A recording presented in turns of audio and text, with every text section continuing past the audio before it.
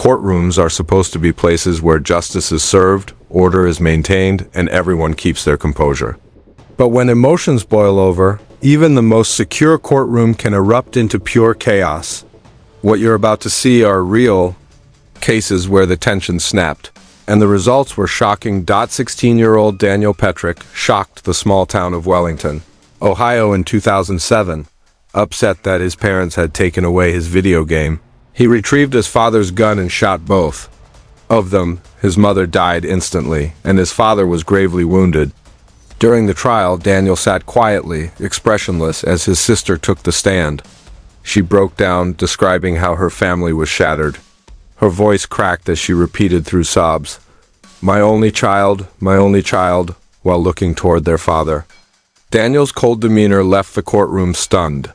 The pain in that room was almost unbearable, yet the teenager seemed detached, a detail that would haunt those who witnessed it. Then there was Michael Madison, a convicted serial killer from East Cleveland, Ohio, responsible for the murders of 3 women. During sentencing, the father of one victim stood to deliver his statement. His voice trembled with rage as he described the pain of losing his daughter. Madison smirked, taunting him with a cold stare. In an instant, grief turned to action. The father leapt over the defense table, lunging at Madison. Gasps filled the courtroom as officers rushed in, restraining him before he could land a blow. The judge called for order, but the raw emotion in the room could not be ignored. In Salt Lake City, Utah, a gang-related racketeering trial took an even more violent turn. Defendant Siali Angelau was seated quietly until a former gang member took the stand. Without warning, Angelau bolted from his chair, charging at the witness, with his pen raised. In a split second, a U.S. Marshal opened fire, dropping him to the ground. Chaos erupted as the witness dove for cover and jurors scrambled in shock. The trial ended instantly, replaced with the reality that courtrooms, even with heavy security, can be deadly. Another chilling moment came from the trial of Decian James, accused of murdering a man during a robbery. As a friend of the victim gave an emotional testimony, James smiled and chuckled, clearly unmoved by the pain his actions caused. The grieving friend glared at him, voice rising as he described the devastation James had brought to their family. Officers stood ready, anticipating a reaction, but the outburst never turned physical. Instead, James' disturbing lack of remorse spoke volumes to everyone watching. In the case of Clifford Miller, a Florida man who stabbed his roommate to death, the tension escalated during sentencing. As the victim's sister spoke about her brother's life and the void his loss had left, Miller rolled his eyes. That was all it took for the sister to erupt, shouting insults across the courtroom until deputies pulled her away. The judge paused proceedings, giving her a moment to calm down before continuing. Then came Nathan Brooks, a teenager who shot his parents while they slept. Miraculously, both survived, but the betrayal cut deeper than any wound. During trial, his parents spoke about the pain of being attacked by their own son. Brooks smirked throughout, occasionally glancing toward the camera, as if the entire ordeal were nothing more than a show. Viewers later said his demeanor was one of the most disturbing they'd ever seen in a courtroom. These cases are a stark reminder that the pursuit of justice is never just about laws and verdicts. It's about people, families who've lost everything, killers who show no remorse, and moments when grief and rage collide in front of the judge's bench. For those in the gallery, these aren't just trials. They're life-altering confrontations where emotions can't be contained. And when that happens, the veneer of courtroom order shatters, leaving raw humanity on full display. Courtrooms are meant to be calm, orderly, and controlled, but as we've already seen, they can explode in an instant. And the chaos doesn't end with the cases we've covered. In this part, we look at more moments when tension snapped and emotions boiled over. In Las Vegas, 25-year-old Alonso Perez was facing charges for the murder of a man outside a McDonald's. During a court hearing, Perez sat in shackles listening. As prosecutors detailed the evidence against him, his face was unreadable, but you could see his jaw tighten with each word. Suddenly, in the middle of the proceedings, Perez shifted forward in his chair, mumbling something under his breath. The judge warned him to remain silent, but the damage was done. the victim's family erupted, shouting at him from across the room. Deputies moved quickly to quiet the situation, but the exchange left the air heavy with hostility. Just weeks later, Perez would make headlines again after escaping police custody, proving that his story was far from over. Then came the case of Brock Turner, the Stanford swimmer convicted of sexual assault. Turner's trial was already one of the most publicized in the country, and emotions ran high when the victim read her now famous statement. Her words cut through the courtroom, each sentence revealing the pain and trauma she endured. Turner's father sat nearby, looking devastated.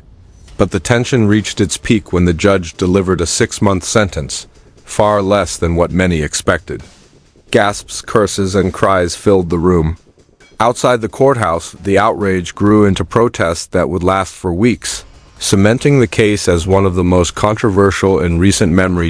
In another chilling scene, 18-year-old Dandra Lane stood trial for the disappearance and presumed murder of his 2-year-old daughter.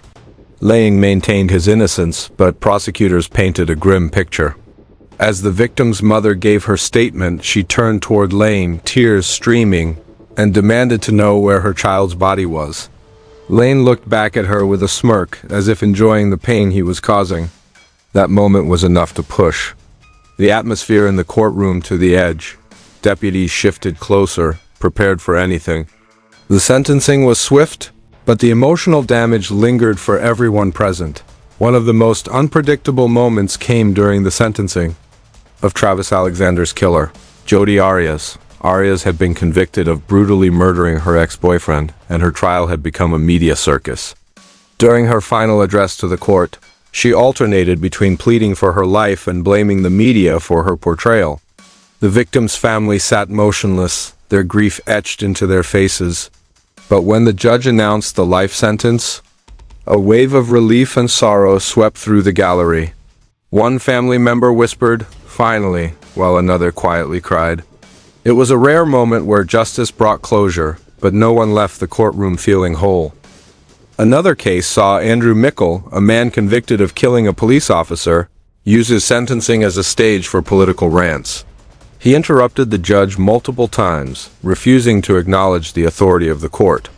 At one point he shouted at the jury, calling them puppets of the system.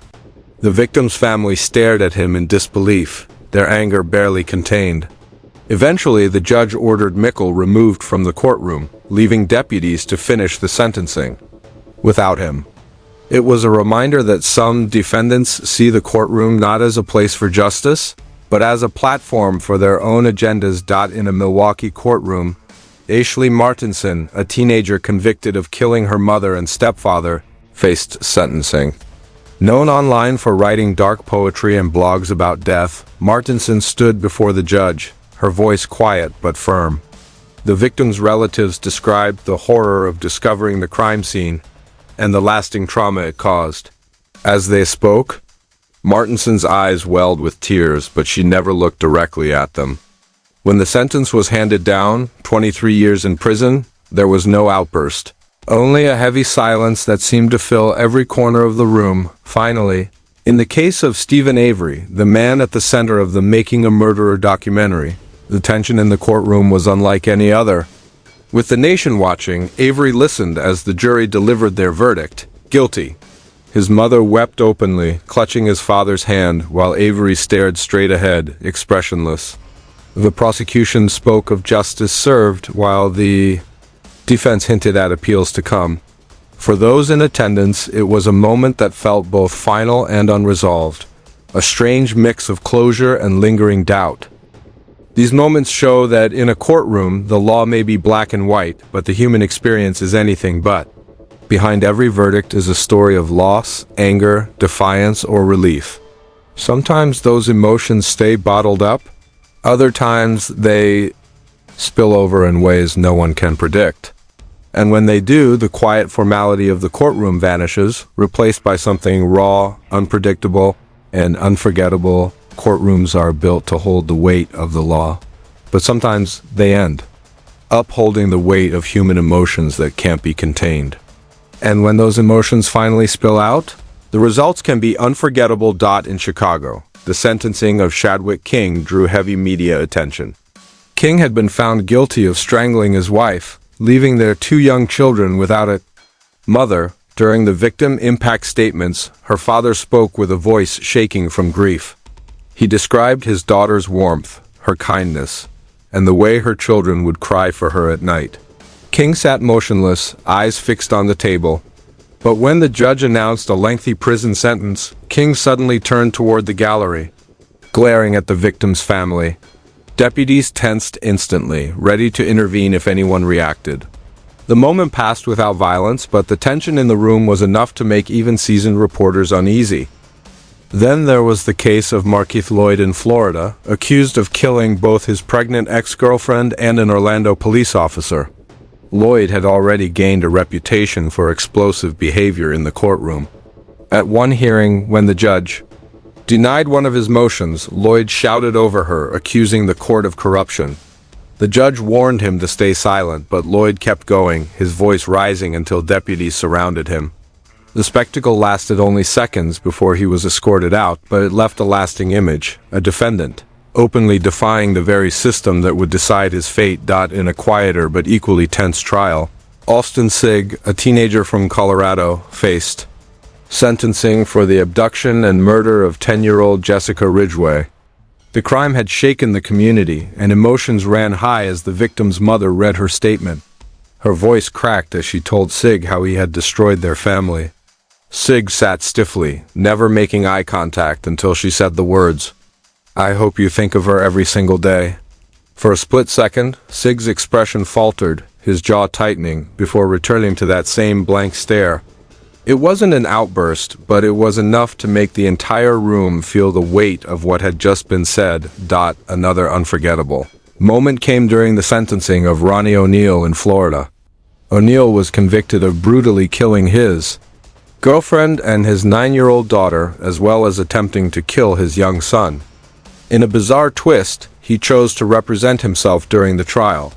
That decision led to several explosive exchanges, with O'Neill shouting during witness testimony and arguing with the judge.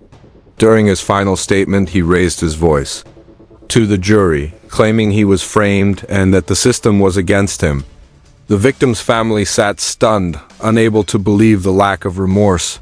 When the guilty verdict came down, O'Neill finally went quiet, but his earlier performance had already left its mark. In another case, 17-year-old Brian Britton appeared in court decades after killing his parents and sister when he was just a teenager. At his parole hearing, the surviving family members spoke about the trauma they still carried. One relative broke down mid-sentence, shouting that Britton should never walk free.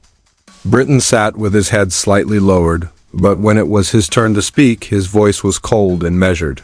He expressed some regret but never looked directly at his surviving family. The parole was denied, but the emotional wounds were clearly still fresh, even after all those years. Then came the trial of Nicholas Cruz, the gunman responsible for the Parkland school shooting. The courtroom was packed with survivors and grieving families, and every day of testimony was heavy with tension. But one moment stood out. During victim impact statements, the father of a student who died stood, his voice shaking with rage, and pointed directly at Cruz. He told him, "You stole my son. You don't deserve to live." Cruz avoided eye contact, staring at the defense table. The father's voice rose until deputies gently guided him back to his seat. The judge called for order, but the raw pain in the room was impossible to silence. Finally, there was the case of David Challoner in the UK, who faced trial for horrific crimes. During sentencing, one of the victim's relatives addressed him directly, describing in detail the lifelong damage he had caused. Challoner shifted uncomfortably for the first time during the entire trial, his usual smirk fading. It wasn't an outburst, but the sudden change in his demeanor spoke volumes. The judge handed down a lengthy sentence, and the room fell into a heavy silence, the kind of silence that follows the end of a long, painful chapter. These stories prove that a courtroom isn't just a place for legal arguments and verdicts. It's a stage where the deepest grief, the sharpest anger, and the most shocking defiance are laid bare. Sometimes the drama comes from loud, explosive confrontations. Other times, it's in a single glance, a tightened jaw, or a word that hits too close to the heart. And no matter how many cases pass through those doors, the people who witness moments like these never forget them.